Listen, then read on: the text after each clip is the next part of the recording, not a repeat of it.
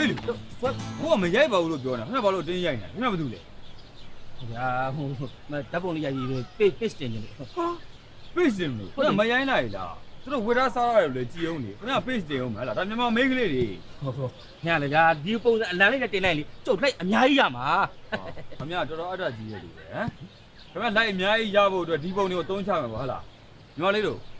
ဟို तू ကဓာတ်ပုံရိုက်မလို့လေအဆင်ပြေလား အစင်မပြေပါဘူးရှင်မရိုက်ရှင်လို့ပြောနေတာစိုးတင်းနေတာပြောနေ ကဲအဆင်မပြေဘူးတဲ့ခင်ဗျာကြွားတော့ မင်းသမီးရလေဗျာဓာတ်ပုံလေးရတာကြီးကြီးကျယ်နေဘာမှလည်းမသိဘူး မင်းသမီးဟာဘယ်လိုမင်းသမီးတို့ ဟမ်ရှင်တို့မသိဘူးဟာသူကနာမည်ကြီးမော်တယ်မင်းသမီးလေ သူကမင်းသမီးလား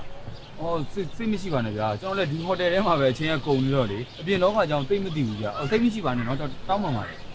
ရပါတယ်ဟိုမသိရင်အခုမှတ်ထားပေါ့ကျမနာမည်စမ်းရည်ကြီး အိုးစိတ်ကြီးဆိုခမရလားဟောနာမည်ကိုကြားဘူးတယ်ကျွန်တော်လူနဲ့မတွဲပြီလားဟိုကျွန်တော်ဟိုတယ်မှာတက်ရတာအဆင်ပြေရလား အဆင်ပြေပါတယ် ဟုတ်ကဲ့ ဒါနဲ့ရှင်းတို့ဟိုတယ်မှာအစားအသောက်ဆန်းဆန်းပြပြလေးပါလေမရှိဘူး စားတော့စမ်းသပ်မြတ်ဗျာအော်သိရှိတာဗောဟုတ်ပစွန်အသေးမီးဖုတ်တော့ဆိုတာ ပစုံအသေးကိုမီးပုတ်ပြီးတော့တုတ်ထားတာ ဟုတ်ကဲ့အော်ဒါရင်ဘဲကမလဲ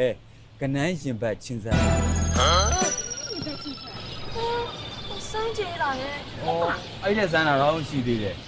ဟိုငါအချစ် နာမည်လေးတွေရောစိတ်ဝင်စားသွားပြီအဲ့တော့ဟင်းတော့ပွဲလုံးစားကြည့်ကြတယ်နော် ဟုတ်ကဲ့ကျွန်တော်အကောင်းဆုံးချက်ခိုင်းပြီးတော့လက်မှုခိုင်းလိုက်ပါပြည့်ပါဦးနော် ခင်းနဲ့လေရတော်တော်ဆန်းတယ်နော်ဟဲ့ငါဆန်းကြရမှာလေအဲ့ဒါတမီးကပြောရတာငါပြောရတာ ဟိုငါထင်တော့ထင်သားဟဲ့သူလေအဲ့ဒီဟင်းနေတကယ်လာပို့ရပို့မပို့တော့အဲ့ကောင်နဲ့တက်တက်ကြောင်သွားတာ ဟုတ်ကြောင်မလား